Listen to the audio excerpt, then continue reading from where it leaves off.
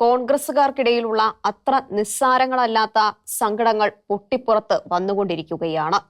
അവ പുറത്തു വരുന്നതിനും പരിഹാരം കാണുന്നതിനും സാധിക്കുന്ന നല്ല സമയത്താണ് അവ പുറത്തു വരുന്നത്. കാരണം സങ്കടങ്ങളെക്കുറിച്ച് പഠിക്കുന്നതിനും അവയ്ക്ക് പരിഹാരം കാണുന്നതിനും സാവകാശമുള്ള സമയമാണിത്. അടുത്ത വർഷം നടക്കുന്ന പഞ്ചായത്ത് തെരഞ്ഞെടുപ്പിന് മുമ്പേ അവയെ ശരിക്കും കൈകാര്യം ചെയ്യാനായാൽ പാർട്ടിക്ക് ഏറെ നന്മയാവും ഉണ്ടാവുക. പ്രതിപക്ഷ നേതാവിന്റെ ശൈലിയെക്കുറിച്ചാണ് പ്രധാനമായും പരാതി ഉയരുന്നത്. അദ്ദേഹത്തിന്റെ പോക്ക് ഏകപക്ഷീയവും അതുകൊണ്ട് തന്നെ അപകടകരവുമാണെന്ന് ചാണ്ടി ഉമ്മൻ തുറന്നു പറഞ്ഞു. അതിനായി പത്രസമ്മേളനം നടത്തിയതല്ല അദ്ദേഹം. അദ്ദേഹത്തെ കണ്ട പത്രക്കാർ പാലക്കാട് തെരഞ്ഞെടുപ്പ് പ്രചാരണത്തിനായി കാണാതിരുന്നതിനെ കുറിച്ച് ചോദിച്ചപ്പോഴാണ് അദ്ദേഹം വിശദീകരിച്ചത്. പാലക്കാട്, ചേലക്കര, വയനാട് മണ്ഡലങ്ങളിൽ തെരഞ്ഞെടുപ്പ് പ്രചാരണത്തിന് എല്ലാ MLA-മാർക്കും പഞ്ചായത്തുകളുടെ ചുമതല നൽകി എന്നും എന്നാൽ ഈ മണ്ഡലങ്ങളിലുള്ള 40 പഞ്ചായത്തിൽ ഒന്നിന്റെ പോലും ചുമതല തനിക്ക് തന്നില്ലെന്നും അദ്ദേഹം സങ്കടം പറഞ്ഞു. ഒരു തെരഞ്ഞെടുപ്പ് കമ്മിറ്റി യോഗത്തിൽ നിന്നും തന്നെ ഇറക്കിവിട്ടെന്നും അദ്ദേഹം പറഞ്ഞു. എന്നിട്ടും വയനാട്ടിൽ 12 ദിവസം താൻ താമസിച്ച് പ്രവർത്തിച്ചു. ആശയവിനിമയത്തിലെ പിശക് മൂലമാണ് രാഹുൽ മാങ്കൂട്ടത്തിൽ വന്നപ്പോൾ പുതുപ്പള്ളിയിൽ ഉണ്ടാകാനാവാതെ പോയതെന്നും ചാണ്ടി പറഞ്ഞു. പുനഃസംഘടനയിൽ ആരെയും മാറ്റി നിർത്തരുത് അദ്ദേഹം പറഞ്ഞു. അതായത് സുധാകരനെ KPCC അധ്യക്ഷ സ്ഥാനത്ത് നിന്നും മാറ്റരുതെന്ന്. അതോടെ അദ്ദേഹത്തിന്റെ പ്രതികരണം കോൺഗ്രസിൽ നടക്കുന്ന അടിയൊഴുക്കിന്റെ കൂടി സൂചനയായി. ചാണ്ടി ഉമ്മന്റെ സങ്കടങ്ങളോടുള്ള പ്രതിപക്ഷ നേതാവിന്റെ പ്രതികരണം മാർദ്ദവം ഇല്ലാത്തതായിരുന്നെങ്കിലും സത്യസന്ധമായിരുന്നു. ചാണ്ടി പറഞ്ഞതൊന്നും ശരിയല്ലെന്ന് അദ്ദേഹം പറഞ്ഞില്ല. താൻ ഒറ്റയ്ക്കല്ല ഒരു തീരുമാനവും എടുത്തതെന്നും അദ്ദേഹം വിശദീകരിച്ചു. സതീശൻ സമർത്ഥനാണ്, കാര്യങ്ങൾ പഠിച്ച് പറയുന്നവനുമാണ്. ചങ്ങനാശ്ശേരിയിൽ നടന്ന മെത്രാഭിഷേകത്തിന് അദ്ദേഹം നടത്തിയ പ്രസംഗം തന്നെ ഉദാഹരണം. പക്ഷെ പലപ്പോഴും ആ വാക്കുകൾക്ക് മാർദ്ദവമില്ല. തനിക്ക് ശരിയെന്ന് തോന്നുന്നത് മുഖം നോക്കാതെ പറയും. രാഷ്ട്രീയ ലാഭം നോക്കി അദ്ദേഹം തനിക്ക് അറിയാവുന്ന സത്യം പറയാതിരിക്കില്ല എന്നതിന് പല അനുഭവങ്ങളുണ്ട്. ജോസ് കെ മാണിയുടെ പാർട്ടി UDF-ഉമായി ചർച്ച നടത്തി എന്ന വാർത്തയിലുള്ള പ്രതികരണം തന്നെ ഉദാഹരണം. ഒരു ചർച്ചയും നടന്നിട്ടില്ലെന്ന് അദ്ദേഹം തീർത്തു പറഞ്ഞു. പ്രതികരിക്കാതെ എങ്കിലും ഇരുന്നെങ്കിൽ ഉണ്ടാകാമായിരുന്ന സംശയത്തിന്റെ അന്തരീക്ഷം കോൺഗ്രസ് മുന്നണിക്ക് ഗുണകരമാവുകയായിരുന്നു. പക്ഷേ അദ്ദേഹം അതിന് തയ്യാറായില്ല. മറ്റുള്ളവർക്ക് ഒന്നും അറിയില്ല എന്ന് അദ്ദേഹം കരുതുന്നത് പോലെ തോന്നും. നാർക്കോട്ടിക് ജിഹാദിനെ കുറിച്ച് പാലാ മെത്രാൻ നടത്തിയ ഉപദേശത്തിനെതിരെ എത്ര രൂക്ഷമായിരുന്നു അദ്ദേഹത്തിന്റെ വാക്കുകൾ എന്ന് പലരും ഓർക്കുന്നുണ്ടാവും. ഫലത്തിൽ അദ്ദേഹം വളരെ ധാർഷ്ട്യത്തോടെ പെരുമാറുന്നു എന്ന പ്രചരണം ശക്തമാവുകയാണ്. സതീശൻ പിണറായിക്ക് പഠിക്കുന്നു എന്ന് പറയുന്ന കോൺഗ്രസുകാർ വർദ്ധിക്കുകയാണ്. പ്രതിപക്ഷ നേതാവ് വളരെ ധാർഷ്ട്യത്തോടെ പെരുമാറുന്നു എന്നതായിരുന്നല്ലോ പാലക്കാട് കോൺഗ്രസ് വിട്ട് ഇടത് സ്ഥാനാർത്ഥിയായ ഡോക്ടർ സരിൻ പറഞ്ഞ പരാതി. കെ കരുണാകരൻ, AK ആന്റണി, ഉമ്മൻചാണ്ടി, രമേശ് ചെന്നിത്തല എന്നീ പ്രതിപക്ഷ നേതാക്കളെ കുറിച്ച് ഒരിക്കലും കേട്ടിട്ടില്ലാത്ത കഥകളാണ് സതീഷിനെയും സതീഷിന്റെ ഓഫീസിനെയും കുറിച്ച് കേൾക്കുന്നത്. ഏറെ ദോഷം ചെയ്യുന്ന പ്രചരണമാണിത്. കോൺഗ്രസുകാർ അകന്നുപോകും. കോൺഗ്രസുകാർ മാത്രമല്ല, ജനാധിപത്യ മുന്നണി അനുഭാവികളും പിണറായി വിരുദ്ധരും വരെ അകന്നുപോകും. കാര്യം കാണാനുള്ളവർ ചുറ്റും കണ്ടെന്നു വരാം. അവർ സ്വന്തം കാര്യം മാത്രം നോക്കുന്നവരാണ്. അത് നേടിക്കൊണ്ടിരിക്കുമ്പോൾ കൂടെ നിൽക്കും. ഒന്നും നടക്കുന്നില്ലെന്ന് വരുമ്പോൾ ആദ്യത്തെ ചാൻസിന് മറുകണ്ഠം ചാടും. ഹൈക്കമാൻഡ് പ്രതിപക്ഷ നേതാവാക്കിയതുകൊണ്ട് കൂടെ കൂടിയവർ പദവി പോയാൽ ആദ്യം മറുകണ്ഠം ചാടും. രമേശ് ചെന്നിത്തലയുടെ കൂടെ നിന്നവരെ ഓർമ്മയില്ലേ? കോൺഗ്രസിൽ ഇപ്പോൾ ശക്തമായ ഗ്രൂപ്പുകൾ ഇല്ലെങ്കിലും സതീഷിനെ എതിർക്കുന്ന ഒരു ചേരി രൂപപ്പെട്ടു വരുന്നതായി സൂചനകളുണ്ട്. ഇങ്ങനെ സംഭവിച്ചാൽ അവർ പാർട്ടിയുടെ നന്മയേക്കാൾ സതീഷിനെ എതിർക്കാനാവും നോക്കുക. ഇത്തരം ചേരികളുടെ പ്രവർത്തനമാണ് കോൺഗ്രസിന്റെ സാധ്യതകൾ എക്കാലത്തും നശിപ്പിച്ചത്. 2016 ഉമ്മൻചാണ്ടി തിരിച്ചു വരരുത് എന്ന് കരുതി കോൺഗ്രസിലെ പ്രമുഖർ നടത്തിയ കളികളല്ലേ എല്ലാ അനുകൂല സാഹചര്യങ്ങളും ഉണ്ടായിട്ടും കോൺഗ്രസിനെ തോൽപ്പിച്ചത്. 2016 പ്രതിപക്ഷ നേതാവ് പദവിക്ക് വേണ്ടിയാണ് കോൺഗ്രസ് മത്സരിച്ചത് എന്നാണ് നിരീക്ഷകർ മനസ്സിലാക്കിയത്. വയനാട്, ചേലക്കര, പാലക്കാട് ഉപതെരഞ്ഞെടുപ്പുകൾക്ക് പിന്നാലെ നടന്ന തദ്ദേശ ഉപതെരഞ്ഞെടുപ്പുകളിലും ജനാധിപത്യ മുന്നണി തകർപ്പൻ വിജയം നേടിയതോടെ സംഘടനാ ദൗർബല്യം പരിഹരിച്ച് പഞ്ചായത്ത് തെരഞ്ഞെടുപ്പിന് നീങ്ങുക എന്ന ലക്ഷ്യത്തിലേക്ക് വന്ന പാർട്ടിയിൽ പുതിയ ചേരി രൂപീകരണം തടസ്സങ്ങൾ ഉണ്ടാക്കും. അനാരോഗ്യം മൂലം ശരിക്കും പ്രവർത്തിക്കാനാവാത്ത കെ സുധാകരനെ KPCC അധ്യക്ഷ സ്ഥാനത്ത് നിന്നും മാറ്റുന്ന കാര്യം നേരത്തെ ചർച്ച ചെയ്തിരുന്നതാണ്. സുധാകരന്റെ ബുദ്ധിമുട്ടുകൾ മൂലം ഉപതെരഞ്ഞെടുപ്പുകളിൽ സതീഷിന് കൂടുതൽ അധ്വാനിക്കേണ്ടി വന്നു. അതെല്ലാം അദ്ദേഹം ഭംഗിയായി നിർവഹിക്കുകയും ചെയ്തു. എന്നാൽ ആ പ്രവർത്തനങ്ങളിൽ ഉണ്ടായ കാർക്കശ്യം ധാരാളം എതിരാളികളെ ഉണ്ടാക്കി. സതീഷിനും സുധാകരനും വന്ന ശേഷം ഗ്രൂപ്പ് നോക്കാതെ കഴിവുള്ളവർക്കായി അംഗീകാരം നൽകിയിട്ടുണ്ട്. ചാണ്ടിയുമ്മന് പിണക്കമുണ്ടെങ്കിലും പഴയ ഉമ്മൻചാണ്ടി ഭക്തരായ വിഷ്ണുനാഥും ഷാഫിയും രാഹുലും സതീഷിന് ഒപ്പമാണ്. മാത്യു കുഴൽനാടനും റോജി ജോണും പോലുള്ളവരും സതീഷിനൊപ്പമുണ്ട്. സുധാകരനെ മാറ്റി പ്രതിപക്ഷ നേതാവുമായി ഒരുമയോടെ പോകുന്ന അധ്യക്ഷനാണ് വേണ്ടത് എന്ന് ഇവർക്ക് അഭിപ്രായമുണ്ട്. AICC സെക്രട്ടറി ദീപാദാസ് മുൻഷിക്കും സുധാകരനെ മാറ്റണം എന്നാണ് അഭിപ്രായം എന്നാണ് പ്രചരിപ്പിക്കപ്പെടുന്ന വാർത്തകൾ. സുധാകരന് ആരോഗ്യ പ്രശ്നം ഉണ്ടെങ്കിലും അദ്ദേഹത്തെ മാറ്റരുതെന്ന അഭിപ്രായം ഉള്ളവരും ഉണ്ട്. താൻ മാറുന്നില്ലെന്ന് സുധാകരൻ വ്യക്തമാക്കിയതോടെ അത്തരം ആലോചനകൾക്ക് അർദ്ധവിരാമമായി. സുധാകരൻ മാറേണ്ടെന്ന് ചാണ്ടിയുമ്മനും രമേശ് ചെന്നിത്തലയും K മുരളീധരനും പറഞ്ഞത് കൃത്യമായ ലക്ഷ്യങ്ങളോടെയാണ്. സതീശൻ കുറെ കൂടി മാർദ്ദവമാകുവാൻ പഠിക്കണം. ചാണ്ടിയുമ്മന്റെ പ്രതിഷേധം കുറെ കൂടി ആദരവോടെ കാണണമായിരുന്നു. മനസ്സിന് വിഷമമുണ്ടാക്കിയ കാര്യമാവാം ചാണ്ടിയുമ്മൻ പറഞ്ഞത്. രമേശ് ചെന്നിത്തല പറഞ്ഞതുപോലെ അതേക്കുറിച്ച് അന്വേഷിക്കും എന്നെങ്കിലും പറയാമായിരുന്നു. ഒരു ചങ്ങലയുടെ കരുത്ത് അതിലെ ഏറ്റവും ദുർബലമായ കണ്ണിയുടെ കരുത്താണ് എന്ന സത്യം മറക്കരുത്. 99 കണ്ണികളും ശക്തമായാലും ഒരു കണ്ണി പൊട്ടിയാൽ ചങ്ങലയാവും പൊട്ടുന്നത്. കോൺഗ്രസ് ഒരു ചങ്ങലയാണ്. വയനാട്, ചേലക്കര, പാലക്കാട് ഉപതെരഞ്ഞെടുപ്പുകൾക്ക് പിന്നാലെ നടന്ന തദ്ദേശ ഉപതെരഞ്ഞെടുപ്പുകളിലും ജനാധിപത്യ മുന്നണി തകർപ്പൻ വിജയം നേടിയതോടെ ഇനിയുള്ള തെരഞ്ഞെടുപ്പുകളിലെല്ലാം തങ്ങളാവും വിജയിക്കുന്നത് എന്ന് കരുതി പഴയ കാലത്തെ പോലെ കോൺഗ്രസുകാർ ഭരണം തുടങ്ങരുത്. 2020 ലോക്സഭാ തെരഞ്ഞെടുപ്പിൽ 18 സീറ്റിൽ ജയിച്ചവർക്ക് 2021 നിയമസഭാ തെരഞ്ഞെടുപ്പിൽ ഉണ്ടായ അനുഭവം ഓർക്കണം. അപകടത്തിലേക്കാണ് ഈ പോക്ക്. പിണറായി ഭരണത്തോടുള്ള ജനങ്ങളുടെ അമർഷത്തിൽ കിട്ടുന്ന വിജയം തങ്ങളുടെ വ്യക്തിപരമായ നേട്ടമാണ് എന്ന് ആര് കരുതിയാലും മൂന്നാം ഊഴവും പിണറായിയുടെ ഭരണമാവും കേരളത്തിൽ ഉണ്ടാവുക. ഓരോ വിജയവും ജേതാവിനെ കൂടുതൽ വിനയാന്വിതനാക്കണം. പാർട്ടിയിലും മുന്നണിയിലും കൂടുതൽ ഐക്യമുണ്ടാക്കണം.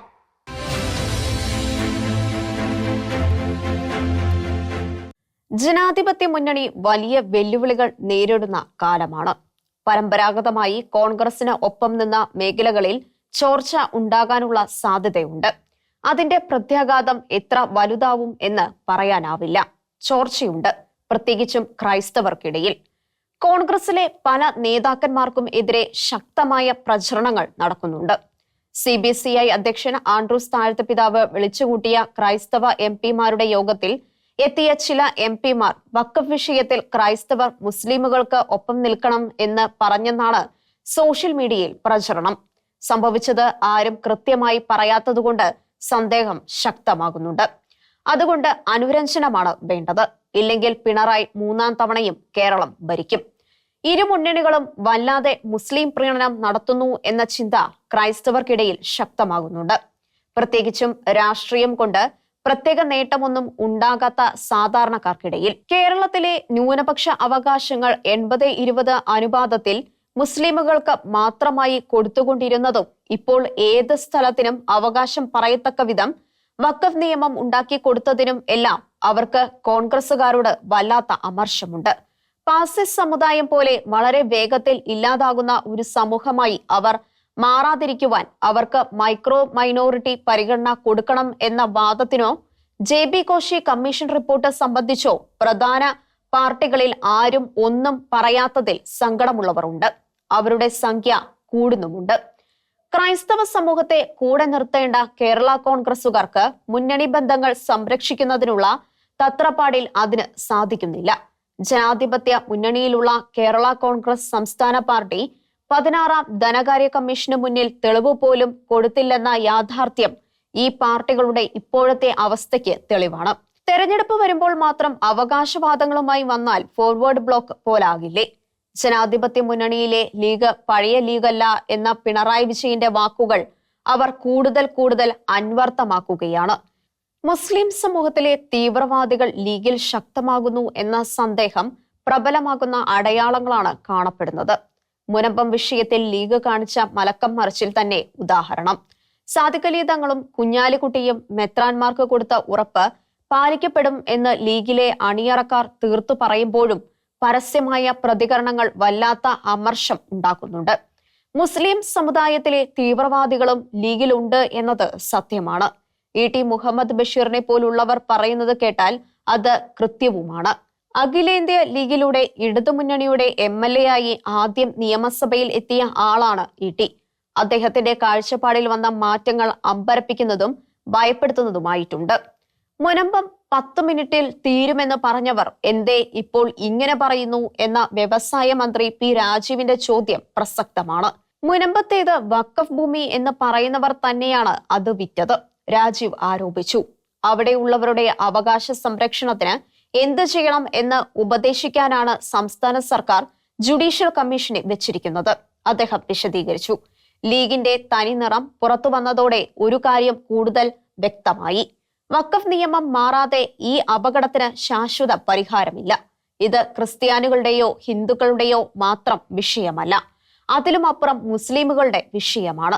അവരുടെ ഭൂമിയാണ് വഖഫുകാർ പിടിച്ചുകൊണ്ടുപോയി മുത്താവല്ലിമാർ അടിച്ചു പൊളിക്കുന്നത്.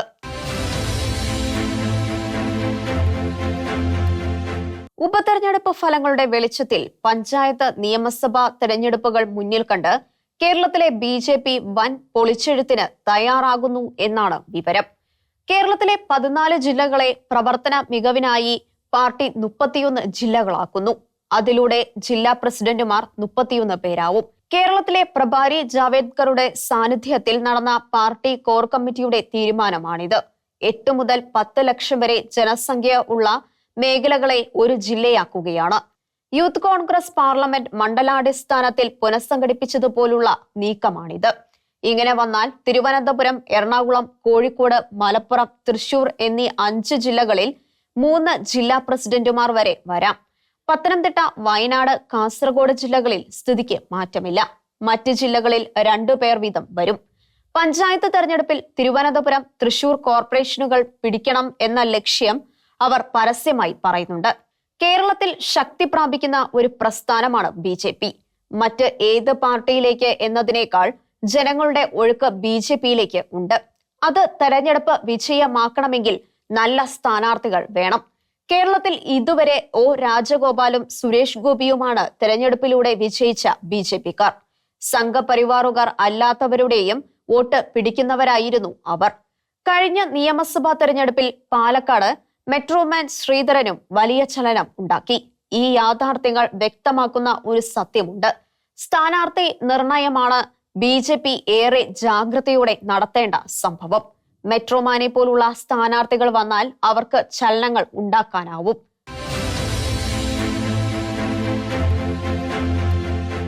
ഡോക്ടർ അരവിന്ദ് പനഗാരിയയുടെ നേതൃത്വത്തിലുള്ള 16ാം ധനകാര്യ കമ്മീഷൻ കേരളത്തിലെ തെളിവെടുപ്പ് പൂർത്തിയാക്കി. ഭാരതത്തിന്റെ പൊതുവരുമാനം സംസ്ഥാനങ്ങൾക്ക് നീതിയുക്തമായി ലഭ്യമാക്കുന്നതിന് രൂപവൽക്കരിക്കുന്ന ഭരണഘടനാ സംവിധാനമാണ് ധനകമ്മീഷൻ.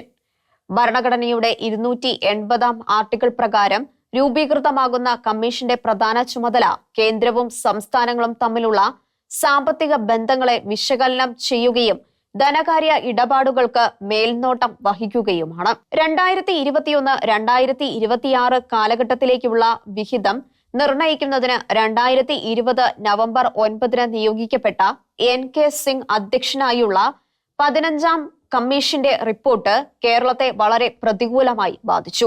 കേന്ദ്ര സർക്കാർ സംസ്ഥാനങ്ങളുമായി പങ്കുവയ്ക്കേണ്ടാത്ത സെസ്സും സർചാർജും വലിയ തോതിൽ ഈടാക്കുകയായി. സംസ്ഥാനങ്ങൾക്ക് അനുവദിക്കുന്ന കേന്ദ്ര വിഹിതത്തിൽ വലിയ കുറവുണ്ടായി. അത് പരിഹരിക്കുന്നതാവണം 16ാം കമ്മീഷന്റെ ശുപാർശകൾ എന്ന് കേരളം ആവശ്യപ്പെട്ടു.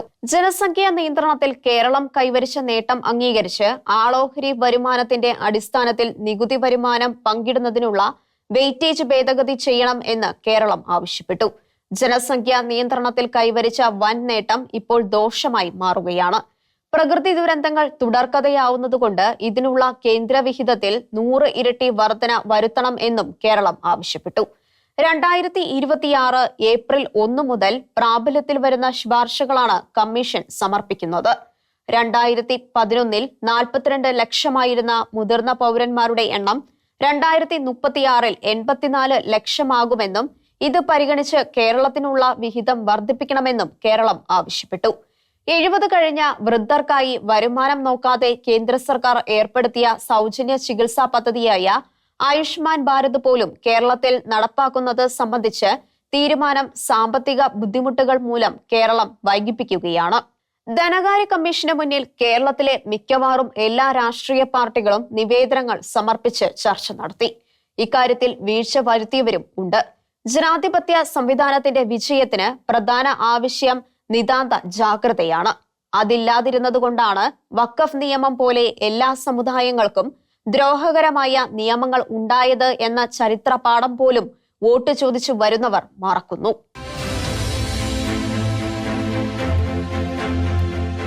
പമ്പ, അച്ചൻകോവിൽ, വൈപ്പാർ നദികളുടെ സംയോജനം കേന്ദ്ര ജലവികസന ഏജൻസിയുടെ ഡിസംബർ 17 ഡൽഹിയിൽ ചേരുന്ന 38ാമത് വാർഷിക പൊതുയോഗത്തിലും നദീ സംയോജന പദ്ധതികൾക്കായുള്ള 22ാമത് യോഗത്തിലും ചർച്ച ചെയ്യുകയാണ്. കേരളം തുടക്കം മുതലേ എതിർക്കുന്ന പദ്ധതിയാണിത്. തമിഴ്നാടിന്റെ സമ്മർദ്ദം മൂലമാണ് വിഷയം യോഗത്തിന്റെ അജണ്ടയിൽ ഉൾപ്പെടുത്തിയത് എന്നാണ് കരുതപ്പെടുന്നത്. ബന്ധപ്പെട്ട സംസ്ഥാനങ്ങളുടെ മുൻകൂർ അനുവാദത്തോടു കൂടിയേ ഇത്തരം വിഷയങ്ങൾ അജണ്ടയിൽ ഉൾപ്പെടുത്താവൂ എന്നാണ് ചട്ടം. അതുകൊണ്ട് വിഷയം സമ്മേളനത്തിന്റെ അജണ്ടയിൽ ഉൾപ്പെടുത്തിയത് തന്നെ ശരിയായില്ല എന്ന് കേരളത്തിലെ ജലവിഭവ മന്ത്രി റോഷി അഗസ്റ്റിൻ പ്രതികരിച്ചത് ഇക്കാര്യത്തിലുള്ള കേരളത്തിന്റെ വികാരമാണ്. ഈ നദികളുടെ സംയോജനം സംബന്ധിച്ച് 1991 നടത്തിയ പഠനമനുസരിച്ച് 2025 വരെ കേരളത്തിലെ പമ്പ നദിയിൽ 161.2 ഘനമീറ്ററും അച്ചൻകോവിലാറ്റിൽ 151.5 ഘനമീറ്ററും വെള്ളം കേരളത്തിന്റെ എല്ലാ ആവശ്യവും കഴിഞ്ഞാലും അധികം ഉണ്ടാവും എന്ന് കണ്ടെത്തി. ഇതിൽ 63.4 ഘനമീറ്റർ വെള്ളം ടണൽ വഴി തമിഴ്നാട്ടിലേക്ക് തിരിച്ചുവിടുന്നതാണ് പദ്ധതി. ഇതിനായി പമ്പയിലെ കല്ലാറിൽ 150 മീറ്ററും അച്ചൻകോവിൽ കല്ലാറിൽ 160 മീറ്ററും ഉയരമുള്ള അണ കെട്ടണം. അച്ചൻകോവിലാറ്റിൽ 35 മീറ്റർ ഉയരമുള്ള വേറൊരു അണയും നിർമ്മിക്കണം. അതായത് 3 അണക്കെട്ടുകളിൽ 2ഉം അച്ചൻകോവിൽ ആറ്റിലാണ് വരിക. 160 മീറ്റർ ഉയരവും 736 മീറ്റർ നീളവും ഉള്ള ഒന്ന് ചിറ്റാർമുഴിയിലാണ് പണിയുക. ഇതോടെ 23 കിലോമീറ്റർ പ്രദേശത്ത് വെള്ളം വ്യാപിക്കും. 1241 ഹെക്ടർ ഭൂമി വെള്ളത്തിലാകും. ഇതിൽ 872 ഹെക്ടറും സ്വാഭാവിക വനമാണ്. 9 കിലോമീറ്റർ താഴെ തുറയിലാണ് രണ്ടാമത്തെ അണക്കെട്ട്. 35 മീറ്റർ ഉയരമുള്ള ഈ അണക്കെട്ട് ഉണ്ടായതിൽ 304 ഹെക്ടർ ഭൂമി വെള്ളത്തിലാകും. സീതത്തോട്ടിൽ പുന്നമേട്ടിലാണ് 150 മീറ്റർ ഉയരമുള്ള മൂന്നാമത്തെ അണക്കെട്ട്. അച്ചൻകോവിൽ ഡിവിഷനിൽ മാത്രം 1545 ഹെക്ടർ വനം വെള്ളത്തിൽ മുങ്ങും. 75 കുടുംബങ്ങളിലെ 297 പേരെ കുടിയിറക്കണം. ഇതിനു പുറമെ പദ്ധതി നടപ്പിലാക്കിയാൽ വേമ്പനാട്ട് കായലിൽ വെള്ളം കുറയും. മൂവാറ്റുപുഴ, പമ്പ, മീനച്ചിലാർ, മണിമലയാർ, അച്ചൻകോവിലാർ എന്നീ 5 നദികൾ സംഗമിക്കുന്ന തടാകമാണ് വേമ്പനാട്ട് കായൽ. 2004 ഹെക്ടർ ഭൂമി വെള്ളത്തിനടിയിലാക്കുന്നതാണ് ഈ പദ്ധതി. ഇതിൽ 1400 ഹെക്ടറും നിത്യഹരിത വനമാണ്. തമിഴ്നാട് മുഖ്യമന്ത്രി MK സ്റ്റാലിനും കേരള മുഖ്യമന്ത്രി പിണറായി വിജയനും തമ്മിലുള്ള വ്യക്തിപരമായ അടുപ്പം കേരളത്തിന് വിനാശകരമാവുമോ എന്ന ഭയം നിരീക്ഷകർക്കുണ്ട്. മുല്ലപ്പെരിയാർ അണക്കെട്ടിന്റെ കാര്യത്തിൽ ഇത്തരം ഒരു സമീപനം ഉണ്ടായി. മുല്ലപ്പെരിയാറിൽ പുതിയ അണക്കെട്ട് വേണം എന്ന് ആവശ്യപ്പെട്ട് ഉണ്ടാക്കിയ മനുഷ്യച്ചങ്ങലയിൽ കണ്ണിയായ പിണറായി മുഖ്യമന്ത്രിയായപ്പോൾ ഈ സമീപനം എല്ലാം മാറ്റിയത് ചരിത്രം. മുല്ലപ്പെരിയാർ കരാർ കേരളത്തിന് ഇത്രയും വിനാശകരമാക്കിയത് C. അച്യുതമേനോൻ ആയിരുന്നു.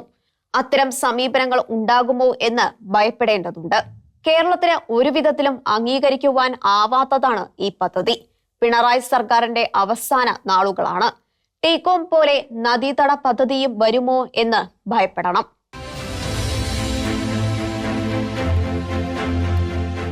കൊച്ചി സ്മാർട്ട് സിറ്റി പദ്ധതിയിൽ നിന്നും ടീകോം പിന്മാറുന്നതായി കേരളത്തെ അറിയിച്ചിട്ടുണ്ടെന്ന് വ്യവസായ മന്ത്രി P. രാജീവ് വെളിപ്പെടുത്തി. ദുബായിക്ക് പുറത്തുള്ള പദ്ധതികൾ അവർ 2017 അവസാനിപ്പിച്ചതിന്റെ ഭാഗമായാണ് ഈ തീരുമാനം എന്നും രാജീവ് വിശദീകരിച്ചു. എന്നാൽ പിന്മാറ്റക്കാര്യം എന്നാണ് സർക്കാരിനെ അറിയിച്ചത് എന്ന് പറയാൻ രാജീവ് തയ്യാറല്ല. അവിടെയാണ് ഒത്തുകളിയുടെ സൂചന. നേരത്തെ അറിയിച്ചെങ്കിൽ എന്തേ അവരോട് നഷ്ടപരിഹാരം വാങ്ങുന്നില്ല എന്ന ചോദ്യം വരും. കേരളത്തിലെ ജനങ്ങൾക്ക് കിട്ടേണ്ട കോടികളാണ് ഈ കച്ചവടത്തിലൂടെ പൊടിക്കുന്നത്. ടീകോമിന്റെ ഓഹരിയുടെ മൂല്യനിർണയം നടത്തി കരാർ പ്രകാരമുള്ള തീർപ്പിനാണ് ശ്രമിക്കുന്നത് എന്നും വ്യവസായ മന്ത്രി വിശദീകരിച്ചു. അടുത്ത കാലത്ത് കേരള ഹൈക്കോടതി ചില ജനപ്രിയ ചോദ്യങ്ങൾ ഉന്നയിച്ചു. സിനിമാ നടൻ ദിലീപിന് ശബരിമലയിൽ കിട്ടിയ പ്രത്യേക പരിഗണനയെക്കുറിച്ചായിരുന്നു ഒന്ന്. 18ാം പടിക്ക് മുകളിൽ ഏറെ നേരം നിൽക്കാൻ അദ്ദേഹത്തിന് എങ്ങനെ സാധിച്ചു എന്ന് കോടതി തിരക്കി. ദിലീപിന് ശബരിമലയിൽ പ്രത്യേക പരിഗണന കിട്ടിയതിനെക്കുറിച്ച് അന്വേഷിച്ച് വിവരം കോടതിയെ ധരിപ്പിക്കുവാൻ ദേവസ്വം ബോർഡിനോട് ആവശ്യപ്പെട്ടു. ദിലീപിന് പ്രത്യേക പരിഗണന ഒന്നും കൊടുത്തില്ല എന്ന നിലപാടാണ് ദേവസ്വം ബോർഡ് എടുക്കുവാൻ പോവുക എന്നാണ് പുറത്തുവരുന്ന വാർത്തകൾ. എങ്കിൽ ഹൈക്കോടതിയുടെ അടുത്ത ചോദ്യവും നിർദ്ദേശവും വരുമായിരിക്കണം. ഏതായാലും ഹൈക്കോടതിയുടെ ചോദ്യം ജനത്തിന് പിടിച്ചു. അടുത്തതും അമ്പലത്തിലെ കാര്യം സംബന്ധിച്ചാണ്. ശബരിമല തീർത്ഥാടകരുടെ ഇടത്താവളമായ ആലപ്പുഴ തുറവൂർ മഹാദേവ ക്ഷേത്രത്തിൽ മുഖ്യമന്ത്രിയുടെ ഫ്ലക്സ് എന്തിനു വെച്ചു എന്നാണ് അടുത്ത ചോദ്യം. ചോദ്യം ജനങ്ങൾക്ക് പിടിച്ചു. ഉത്തരം പുറത്തറിയില്ല. തീർത്ഥാടകർക്ക് അന്നദാനത്തിന് അനുമതി നൽകിയ മുഖ്യമന്ത്രിക്ക് അഭിവാദനം അർപ്പിച്ചാണ് ഫ്ലക്സ് വെച്ചത്. അത് ക്ഷേത്രം വെച്ചതല്ല, ആരോ അനുഭാവികൾ വെച്ചതാണ് എന്നതാണ് വാദം. പാലക്കാട് ഉപതെരഞ്ഞെടുപ്പിന് പത്രത്തിൽ വന്ന വർഗീയ പരസ്യം പോലെ ഒന്ന്. ആരോ ചെയ്തു, നല്ല തമാശ. അടുത്ത ചോദ്യം തലസ്ഥാനത്ത് വഞ്ചിയൂരിൽ CPM ഏരിയ സമ്മേളനത്തിന് വഴിയടച്ച് ഗതാഗതം തടസ്സപ്പെടുത്തി സ്റ്റേജ് കെട്ടിയ വിഷയത്തിലാണ്. കോടതി അലക്ഷ്യ നടപടിക്കാണ് കോടതി നീക്കങ്ങൾ നടത്തുന്നത്. ഡിസംബർ 5 നടന്ന സമ്മേളനത്തിന്റെ വേദി വിവാദമായപ്പോൾ പാർട്ടി സെക്രട്ടറി MV ഗോവിന്ദൻ പത്രക്കാർക്ക് നേരെയായിരുന്നു കോപിച്ചത്. ഇപ്പോൾ സംഭവം തെറ്റി മാപ്പാക്കണം എന്ന അപേക്ഷയിലേക്ക് കാര്യങ്ങൾ എത്തുന്നു. 18 വർഷം മുൻപ് പീഡിപ്പിച്ചു എന്ന പരാതിയുമായി വന്ന നടിയുടെ കേസ് പരിഗണിക്കുമ്പോൾ പ്രതിക്ക് മുൻകൂർ ജാമ്യം അനുവദിച്ചുകൊണ്ട് പുരുഷനുമുണ്ട് അന്തസ്സും അഭിമാനവും എന്ന ഹൈക്കോടതിയുടെ പരാമർശവും ഏറെ ശ്രദ്ധേയമായി. ഇത്തരം കേസുകളിൽ പ്രതിയാക്കപ്പെടുന്ന പുരുഷനും കുറ്റം തെളിയിക്കപ്പെടുന്നതുവരെ രഹസ്യ സ്വഭാവം നൽകേണ്ടതല്ലേ എന്ന ചോദ്യം ഇക്കാലത്ത് ഏറെ പ്രസക്തമാണ്. പരാതിക്കാരിയുടെ പേര് വെളിപ്പെടുത്താൻ പാടില്ലാത്തതുപോലെ പ്രതിയുടെ പേരും വെളിപ്പെടുത്തരുത്.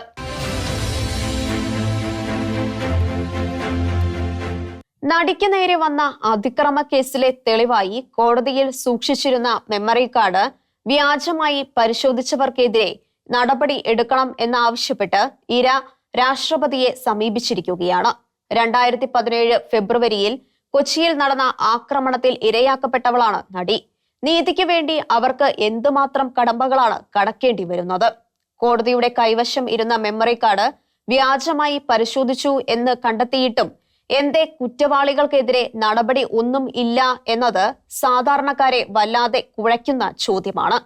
കോടതിയിലെ വിചാരണ നടപടികൾ തുറന്ന കോർട്ടിലാക്കണം എന്ന് അവർക്ക് പറയേണ്ടി വന്നിരിക്കുകയാണ്. അത്രയുമായി കോടതിയിലുള്ള അവളുടെ വിശ്വാസം.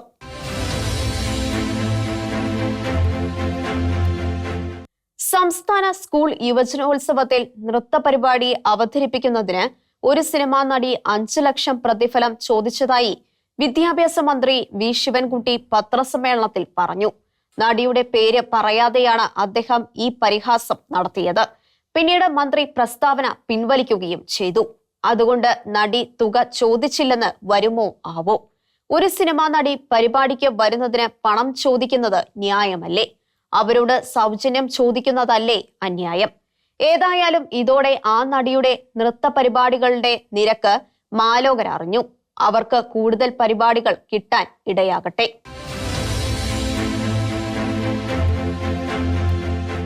രാജ്യസഭ അധ്യക്ഷനെതിരെ ഇന്ത്യ മുന്നണി നോട്ടീസ് കൊടുത്ത അവിശ്വാസ പ്രമേയം ചരിത്ര സംഭവമാവുകയാണ്. ഭാരത ചരിത്രത്തിൽ ആദ്യമാണ് രാജ്യസഭാ അധ്യക്ഷനെതിരെ അവിശ്വാസം വരുന്നത്. രാജ്യസഭാ അധ്യക്ഷൻ ഉപരാഷ്ട്രപതി കൂടി ആവുന്നതാണ് വിഷയം. അദ്ദേഹം വളരെ പക്ഷപാതപരമായി പെരുമാറുന്നു എന്നാണ് പ്രതിപക്ഷ വിമർശനം. അദാനിക്കെതിരെ സംസാരിക്കാൻ അനുവദിക്കുന്നില്ല. എന്നാൽ സോറസിനെതിരെ സംസാരിക്കുവാൻ നിർബാധം അനുവദിക്കുന്നു. അദാനിയെക്കുറിച്ച് പറഞ്ഞാൽ മോദിക്കും, സോറസിനെ കുറിച്ച് പറഞ്ഞാൽ രാഹുലിനുമാണ് കൊള്ളുക എന്നതാണ് യഥാർത്ഥ വിഷയം.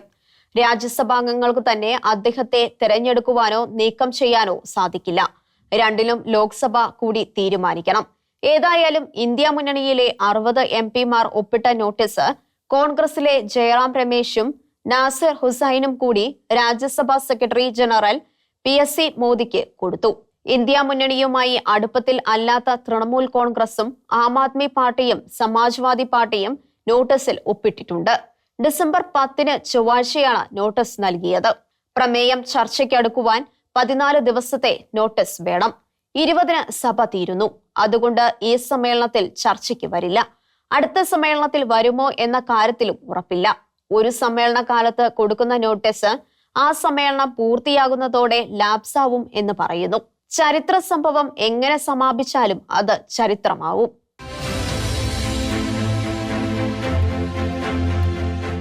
ഇന്ത്യ മുന്നണി കൂടുതൽ ശക്തമാകുന്നതിന് മുന്നണിയുടെ നേതൃത്വം രാഹുലിന് പകരം മമത ഏറ്റെടുക്കണം എന്ന ലാലു പ്രസാദ് യാദവ് കൂടി നിർദ്ദേശിച്ചത് കോൺഗ്രസിന് വലിയ അടിയാണ്. ഇപ്പോൾ തന്നെ തൃണമൂൽ കോൺഗ്രസും ആം ആദ്മി പാർട്ടിയും സമാജ്വാദി പാർട്ടിയും ഈ നിലപാടുകാരാണ്. ഇവരോട് രാഷ്ട്രീയ ജനതാദൾ കൂടി ചേരുന്നു. എല്ലാ കഷ്ടകാലത്തും കോൺഗ്രസിന്റെ കൂടെ നിന്ന പാർട്ടിയാണ് RJD. ശിവസേനയും നല്ല ബന്ധത്തിലല്ല. ഫലത്തിൽ കോൺഗ്രസിന് ചങ്ങാതിമാർ ഇല്ലാതാവുകയാണ്. ചങ്ങാതിമാരെ സൂക്ഷിക്കാൻ പറ്റിയ വൈഭവം ഉള്ള നേതാക്കന്മാർ കോൺഗ്രസിൽ ഇല്ല.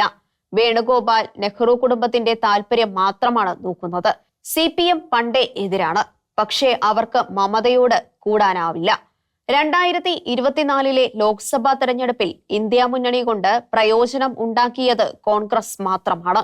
അവർക്ക് ലോക്സഭയിൽ 100 സീറ്റ് കിട്ടി. അമേഠിയും റായ്ബറേലിയും വയനാടും കിട്ടി. മുന്നണിയുടെ ശക്തി തന്നെ. പ്രതിപക്ഷ നേതാവായ രാഹുൽ തന്നെ വേണ്ടവിധം പരിഗണിക്കുന്നില്ലെന്ന് സമാജ്വാദി പാർട്ടിയുടെ അഖിലേഷ് യാദവിന് സങ്കടമായി. ലോക്സഭയിലെ ഇരിപ്പിടത്തിന്റെ കാര്യത്തിൽ ഒന്നും കോൺഗ്രസ് അവരെ പരിഗണിക്കുന്നില്ല പോലും. അഖിലേഷ് പോയാൽ അമേഠിയും റായ്ബറേലിയും ഉണ്ടാകുമോ? മമത തീയാണ്. അവർ വന്നാൽ കാര്യങ്ങൾ ഇന്നത്തെ രീതിയിലാവില്ല, തീർച്ച. കടുത്ത ഏകാധിപതിയെ പോലെ ഇപ്പോൾ പെരുമാറുന്ന അവർക്ക് മുന്നണി കൊണ്ട് നടക്കുവാൻ ആവുമോ? കോൺഗ്രസ് ഇല്ലാതെ ഇന്ത്യ മുന്നണി എന്താവും? ഏതായാലും BJPക്കാണ് നല്ല കാലം തെളിയുന്നത്.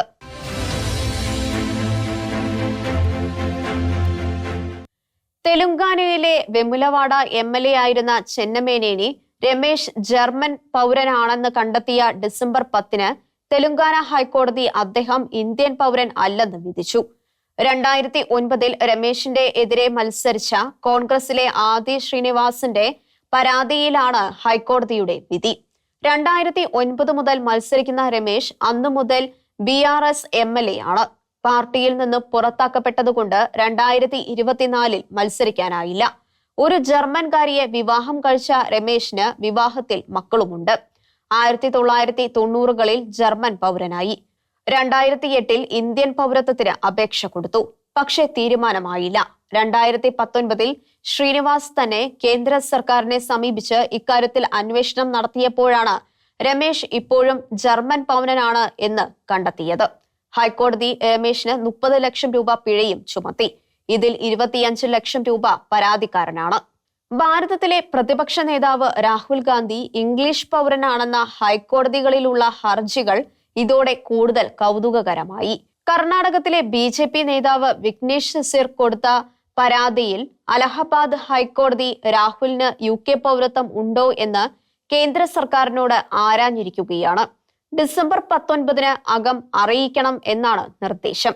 ഇതിനിടെ BJP നേതാവ് സുബ്രഹ്മണ്യ സ്വാമി ഡൽഹി ഹൈക്കോടതിയിലും സമാന പരാതി കൊടുത്തിട്ടുണ്ട്.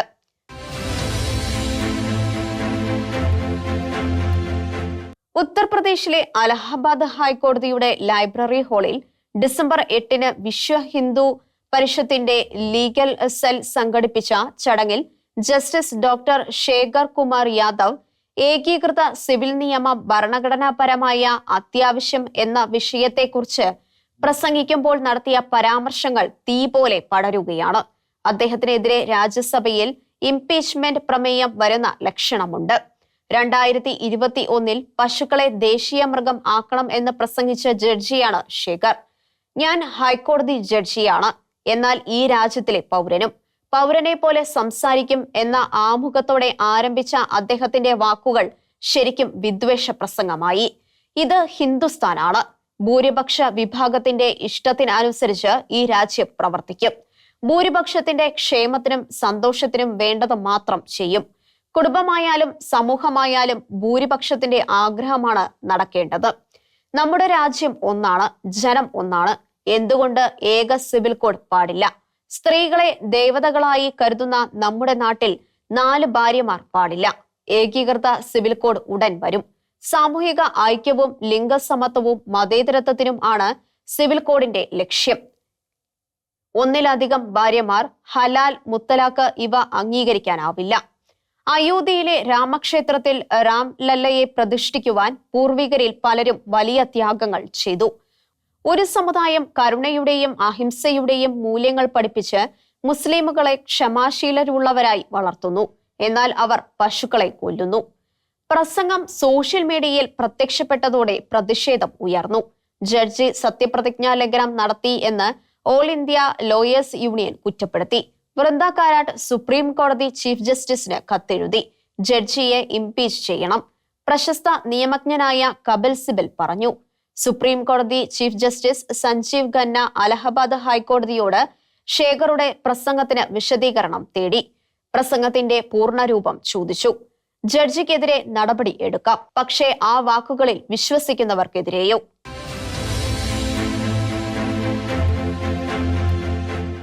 ഷീലോഹന്റെ കാഴ്ചകൾ ഇനി അടുത്ത ആഴ്ച.